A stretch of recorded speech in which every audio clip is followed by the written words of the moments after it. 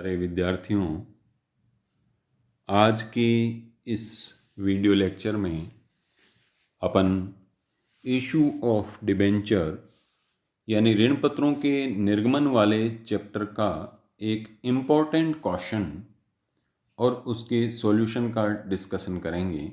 अर्थात महत्वपूर्ण प्रश्न हल करना सीख रहे हैं। तो आप इस क्वेश्चन को और इसके सॉल्यूशन को पूरा अच्छे से समझ लें और नोट करके भी रख लें।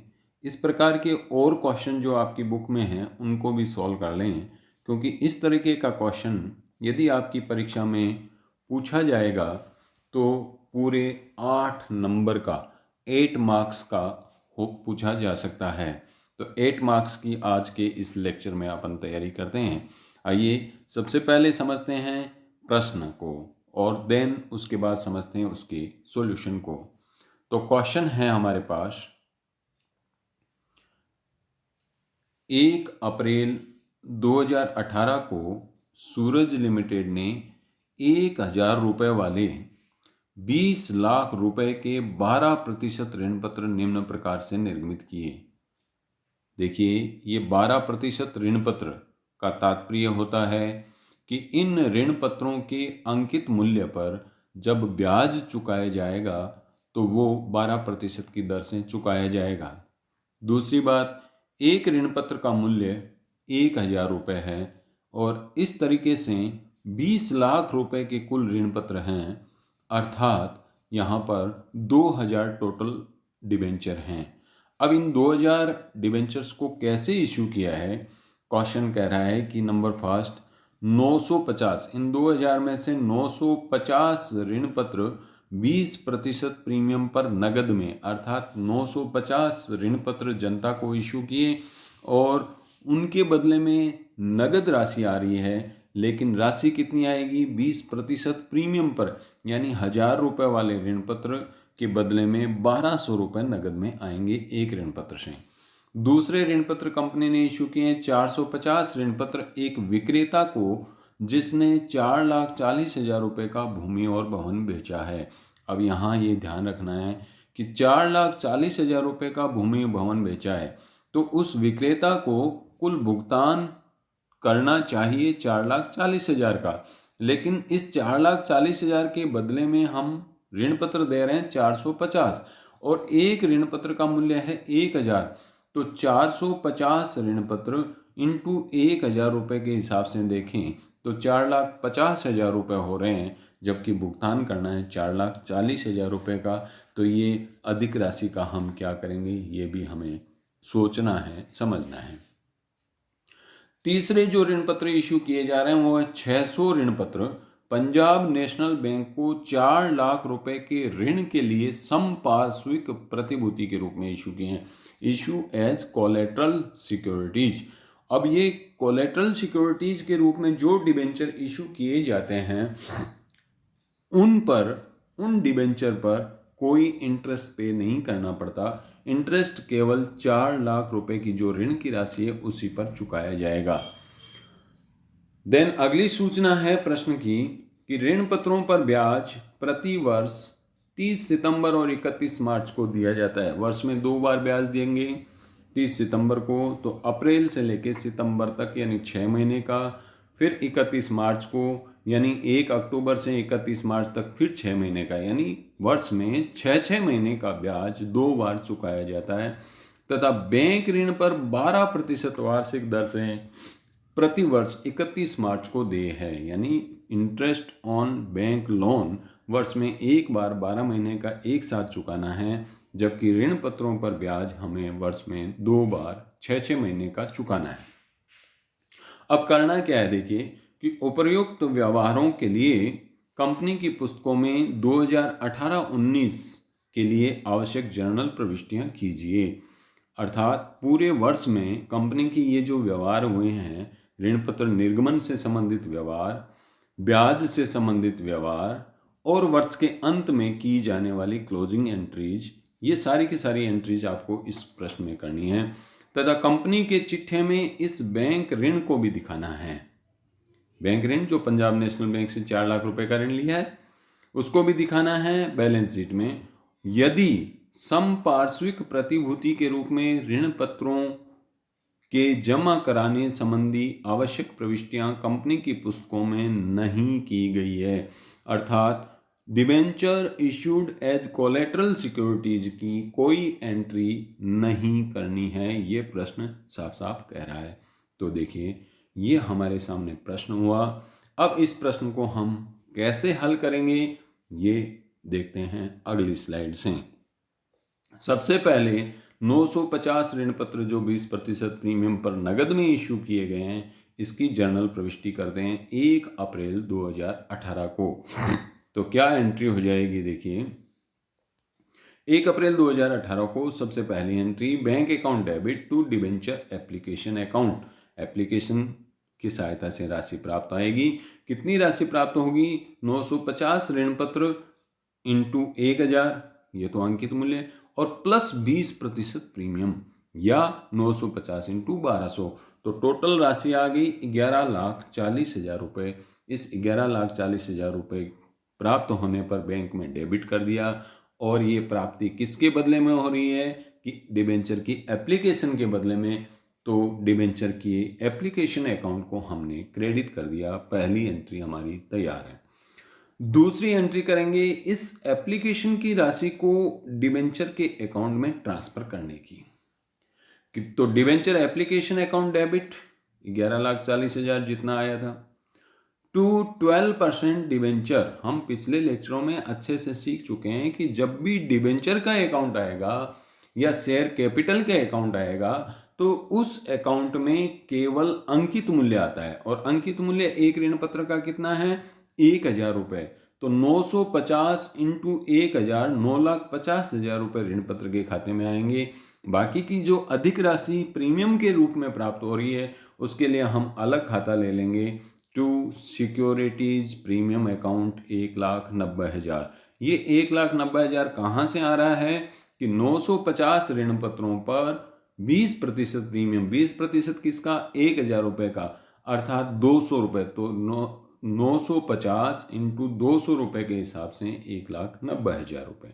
ये दो एंट्रियां हमने कर दी 950 ऋण पत्र निर्गमित करने की। अब तीसरी एंट्री जो है, ये तीसरी एंट्री यहाँ पर है, विक्रेता को चुकाने हैं 4,40,000 रुपये, जबकि इसके बदले में ऋण पत्र जो दे रहे हैं उनका मूल्य है 4,50,000 रुपये। अब हमें यहाँ यह ध्यान रखना है कि जो अधिक मूल्य के ऋण पत्र दिए जा रहे हैं वो कंपनी के लिए बट्टा माना जाएगा, यानी नुकसान हो रहा है और नुकसान बट्टे के रूप में।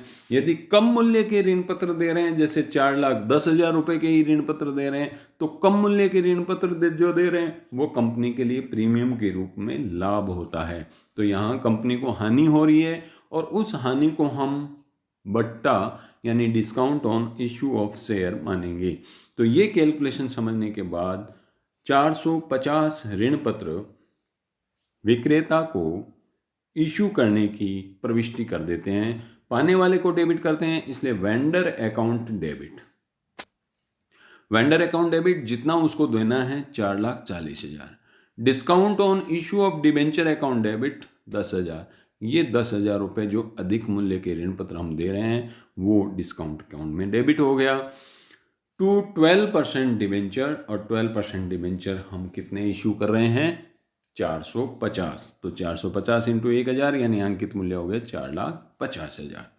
तो ये हमने तीन एंट्रियों में दो प्रकार के ऋण पत्र, 950 ऋण पत्र, 950 ऋण पत्र तो हमने इश्यू कर दिए नगद के लिए, जिसके लिए ये दो एंट्रियां बनी। 450 ऋण पत्र हमने इश्यू कर दिए एक संपत्ति के विक्रेता को, जिसके लिए ये एक एंट्री बनी। तो तीन एंट्रियों में दो काम हो गए। अब तीसरा जो ऋण पत्रों का निर्गमन हमें दिया हुआ है वो है वो है पंजाब नेशनल बैंक से लिए गए ऋण के बदले में संपार्श्विक प्रतिभूति। तो प्रश्न ये कह रहा है, प्रश्नानुसार संपार्श्विक प्रतिभूति के रूप में पीएनबी को निर्गमित ऋण पत्रों की प्रविष्टि नहीं करनी है, इसलिए हमें केवल बैंक से ऋण लेने की प्रविष्टि ही करनी है। अगर ये नहीं होता प्रश्न में तो एक नया खाता डिबेंचर सस्पेंस अकाउंट खोलते और डिबेंचर सस्पेंस अकाउंट के माध्यम से संपार्श्विक प्रतिभूति के रूप में जो 600 ऋण पत्र इशू किए गए उसकी एंट्री भी करते, तो वो एंट्री हो जाती debenture suspense account debit to 12% debenture, 600 ऋण पत्र इंटू 1000 यानी 6 लाख रुपए से। लेकिन ये एंट्री हमें इस प्रश्न में नहीं करनी है क्योंकि क्वेश्चन में लिखा हुआ है। तो अब हम केवल एंट्री करेंगे बैंक से ऋण लेने की। तो बैंक से ऋण लेने की प्रविष्टि बन जाएगी यहां पर bank account debit to PNB bank loan account या बैंक लोन अकाउंट या लोन अकाउंट। और कितने का ऋण लिया है? 4 लाख रुपए का। तो ये सारी की सारी चारों एंट्रियां हमने की है ऋण पत्र निर्गमन की, और ऋण पत्रों का निर्गमन कंपनी ने किया है 1 अप्रैल को। तो ये चारों एंट्रियां हुई है 1 अप्रैल 2018 की। फिर उसके बाद में 2018 में 30 सितंबर के दिन, 30 सितंबर के दिन क्या है? ऋण पत्रों पर ब्याज देय हो रहा है, अर्थात कंपनी को अपने ऋण पत्रों पर ब्याज चुकाना है। तो ब्याज चुकाने के लिए, ब्याज चूंकि कंपनी के लिए खर्चा है और जितने भी खर्चे होते हैं उनको डेबिट करते हैं, इसलिए इंटरेस्ट अकाउंट डेबिट। तो debenture interest account debit to bank. अब राशि कितनी आएगी? ये राशि आएगी 84,000 रुपए। कैसे आ रही है ये देखना है, यहां पर समझना है। सबसे पहली बात, 600 ऋण पत्रों पर ब्याज नहीं देंगे क्योंकि 600 ऋण पत्र हमने कोलेट्रल सिक्योरिटी के रूप में डिपॉजिट करवा रखे हैं। तो शेष रह गए हमारे 950 ऋण पत्र जो नगद में हैं, 450 जो विक्रेता को दिए हैं। कुल मिलाकर के 1400 ऋण पत्र हैं और एक ऋण पत्र का अंकित मूल्य 1000 रुपये। तो 14 लाख रुपए अंकित मूल्य पर 12% की दर से 6 महीने का ब्याज देंगे।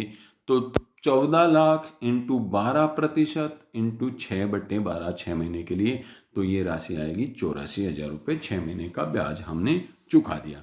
इसी तरीके से 31 मार्च को अगली दूसरा ब्याज दे हो जाएगा, फिर 6 महीने का ब्याज। तो 31 मार्च को वापस ये एंट्री रिपीट कर देंगे, debenture interest account debit to bank account 84,000 रुपये। इसके अलावा 31 मार्च को जो बैंक से हमने ऋण लिया है उसका इंटरेस्ट भी ड्यू हो जाएगा। तो बैंक से ऋण लिया हमने 4 लाख रुपए और उसका 12% 48,000 रुपये का ब्याज हमें चुकाना है। तो 31 मार्च को ये एंट्री भी बन जाएगी, interest on bank loan account debit to bank account, और राशि आ जाएगी 48,000 रुपये, 48,000। तो यहाँ तक ये एंट्री हुई कौन कौन सी? एक तो ऋण पत्रों के निर्गमन की विभिन्न प्रकार की प्रविष्टियां, और दूसरा इंटरेस्ट से संबंधित एंट्रीज। अब 31 मार्च को हमें एक काम अपने आप करना है, ध्यान रखते हुए कि कंपनी ने कुछ ऋण पत्रों को जो निर्गमित किया है उन पर प्रीमियम यानी प्रॉफिट हुआ है, और कुछ ऋण पत्रों को निर्गमित किया है तो उन पर बट्टा यानी लॉस हुआ है। तो ऐसी स्थिति में हानि को हमें अपलिखित करना है, यानी डिस्काउंट की राशि को। डिस्काउंट कितना था? 10,000, जबकि प्रीमियम हमारा कितना आया था? 1,90,000 आया था। पिछली स्लाइड में जाकर के वापस देख सकते हैं। तो उस सिक्योरिटी प्रीमियम की राशि में से, यानी सिक्योरिटी प्रीमियम अकाउंट के बैलेंस में से discount on issue of debenture को राइट ऑफ करना है। और राइट ऑफ करने के लिए एंट्री बनती है security premium account debit to discount on issue of debenture. Discount की राशि 10,000 रुपये पूरी की पूरी अपलेखित कर देंगे। तो इस तरीके से ये अपलेखन की एंट्री। देन उसके बाद लास्ट एंट्री, जो लास्ट टाइप की जो एंट्री बनानी है वो है 31 मार्च को ही। ये सारी एंट्रियां अपन 31 मार्च को ही कर रहे हैं। 31 मार्च को कुल जो ब्याज की राशि, जितना इंटरेस्ट पेड किया है, उसको प्रॉफिट एंड लॉस अकाउंट में ट्रांसफर करना है। कुल कितना हुआ? 84,000 रुपये, 6 महीने का ब्याज, फिर 84,000 रुपये अगले 6 महीने का ब्याज, फिर 48,000 रुपये बैंक ऋण का ब्याज। तो टोटल 2,16,000 रुपये का ब्याज कंपनी ने चुकाया, इंटरेस्ट पे किया है, उसको प्रॉफिट एंड लॉस अकाउंट में ट्रांसफर करते हैं। देन एंट्री हो जाएगी profit and loss account debit to debenture interest and to interest on bank loan account. Total राशि 2,16,000, जिसमें से डिवेंचर का इंटरेस्ट 1,68,000 और बाकी का 48,000 का इंटरेस्ट बैंक लोन पर हमने चुकाया था। अब लास्ट काम इस क्वेश्चन का हमें करना है, वो है बैलेंस शीट। और बैलेंस शीट पूरी नहीं बनानी है, क्वेश्चन कह रहा है कि इस बैंक ऋण वाली मद को बैलेंस शीट में दिखाना है।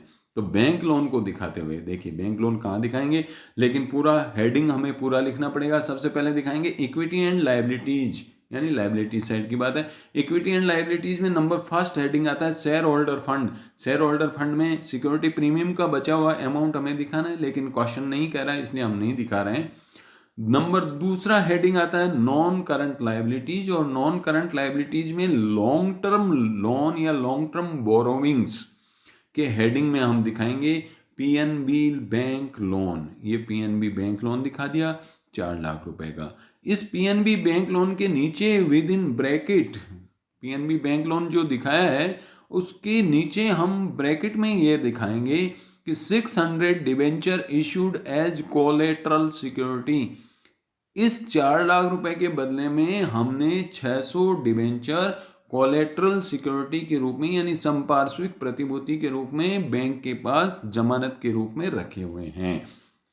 यानी 6 लाख रुपए के ऋण पत्र एक तरह से वहां पर गिरवी रखे हुए हैं। ये सूचना यहाँ पर ब्रैकेट में दिखा देते हैं। क्यों ब्रैकेट में दिखा देते हैं? क्योंकि इनके निर्गमन या इनके बैंक के पास जमा करवाने के लिए हमने कोई प्रविष्टि नहीं की है। यदि प्रविष्टि कर देते तो 2 खाते आते और वो दोनों खाते में से डिबेंचर का अकाउंट यहाँ दिखा देते और डिबेंचर सस्पेंस का अकाउंट एसेट्स में नॉन करंट एसेट्स के अंतर्गत हम दिखा देते एक तरह से। तो ये हमने प्रश्न का हल किया है। ये क्वेश्चन पूरा 8 मार्क्स 8 नंबर का क्वेश्चन है और आप लोग इस क्वेश्चन को आशा है समझ गए होंगे।